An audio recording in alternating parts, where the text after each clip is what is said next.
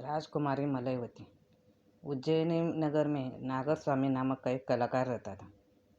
वो हर 2 दिन में एक बार वो एक महिला का सुंदर चित्र बनाता था और उसे राजा विक्रमादित्य को उपहार के रूप में पेश करता था। एक दिन वह अपनी दिनचर्या भूल गया और जब उसे इसका एहसास हुआ तब एक तक बहुत देर हो चुकी थी। वो चिंतित हो गया कि आगे क्या करना है। उसी समय दूर देश से एक यात्री आया और उसे चमड़े की बनी एक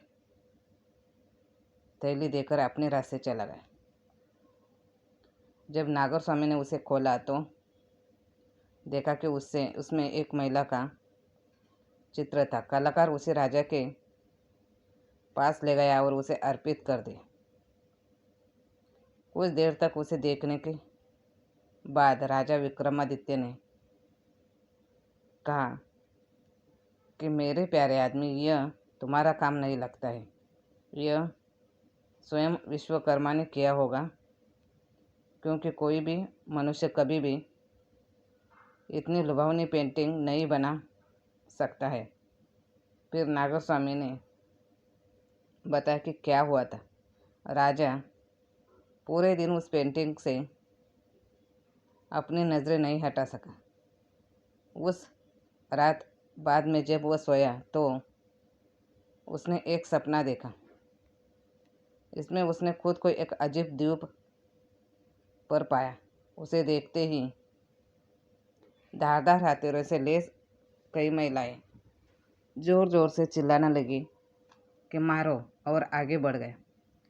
तभी तक एक तपस्वी महिला अचानक कहीं से आई और उसे तुरंत अपने घर ले गई और बोली, क्या आप इससे बेहतर कुछ नहीं जानते? हमारी राजकुमारी मलयवती पुरुषों से बिल्कुल घृणा करती है। अगर इस द्वीप पर कोई भी आदमी दिख जाए तो उसके दोस्त उसे मारने में कोई समय नहीं गंवाते।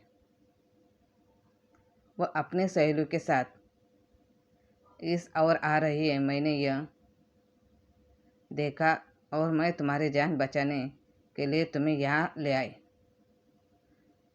फिर उसने झट से उसे स्त्री का वेश पहना दिया। तभी पेंटिंग में दिख रही युवती अपने अनुचर के साथ अंदर आई और बोली, हमने एक आदमी को इस ओर आते देखा है। कौन है ये? कहाँ है वो? तपस्वी महिला ने उत्तर दिया, कोई पुरुष यहाँ कैसे आ सकता है? यह मेरी बहन की बेटी है। वह यहाँ मेरी मेहमान के रूप में आई है।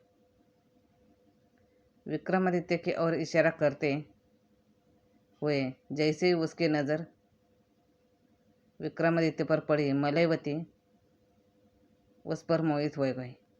भले ही वह एक महिला के वेश में था। कुछ देर सोचने के बाद वो बोले, क्या आपका मेहमान मेरा भी मेहमान नहीं है? उसे मेरे घर आने दो। और उसका हाथ अपने हाथ में लेकर अपने महल में ले गई। शेष दिन में मलयवती एक क्षण के लिए भी उससे अलग नहीं होती थी। अंततः उनके सखियों ने खेल खेल में उनका विवाह कर दिया। जैसे ही उसने महल में उसके साथ रात बिताई, उसे मनाने की कोशिश की। समय पालक ने सूर्योदय की घोषणा की। राजा क्रोधित हुआ और उसने समयपाल को नगर से निकाल दिया। राजा बुरी तरह से मलयवती को प्राप्त करना चाहता था।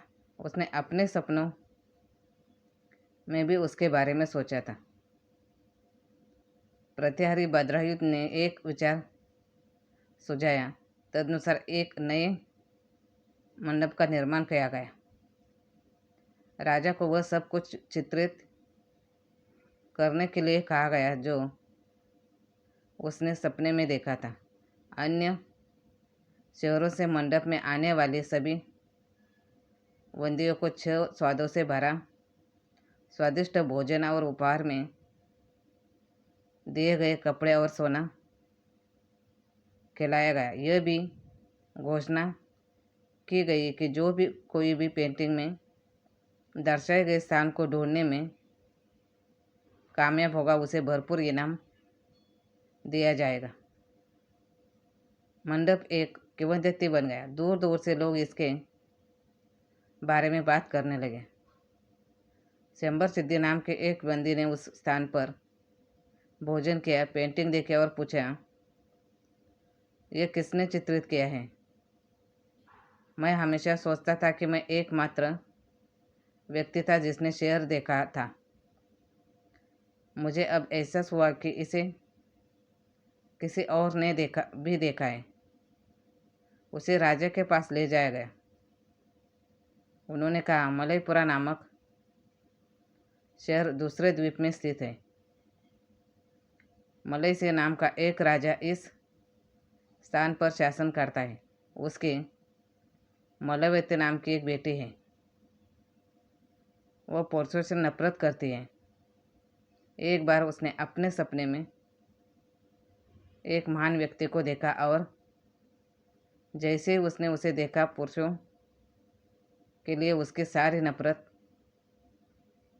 गायब हो गई। उसने सपने में उससे विवाह कर लिया और जब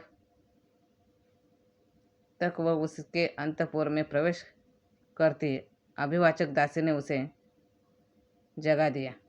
वह उसके लिए अपना दिमाग खो चुके हैं और उसने घोषणा की है कि अगर मैं अगले 6 महीनों में उसके साथ एकजुट नहीं हुई तो मैं आग में कूद जाऊंगी। यह 5 महीने पहले हुआ था। बेकार चीज, पता नहीं किस्मत को क्या मंजूर है। अगले ही पल राजा ने बंदी को अपने साथ द्वीप पर चलने के लिए कहा।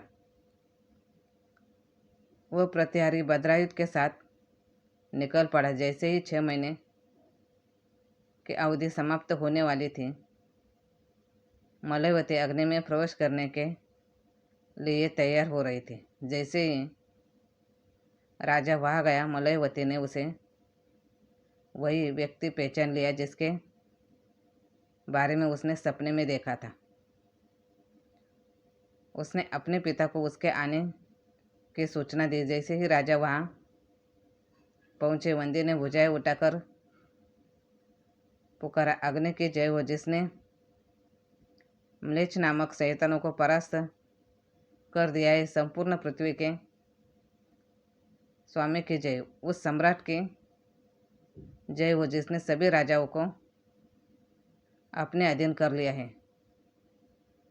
वीरता के समान विक्रमादित्य की जय हो।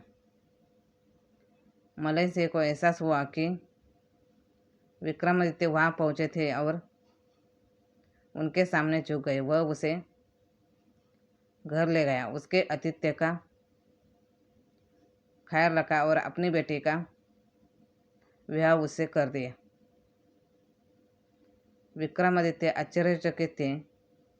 उन्होंने अपने सपने में वही देखा था जो उन्होंने पेंटिंग में देखा था। उसने हकीकत में वही देखा जो उसने सपने में देखा था। धन्यवाद।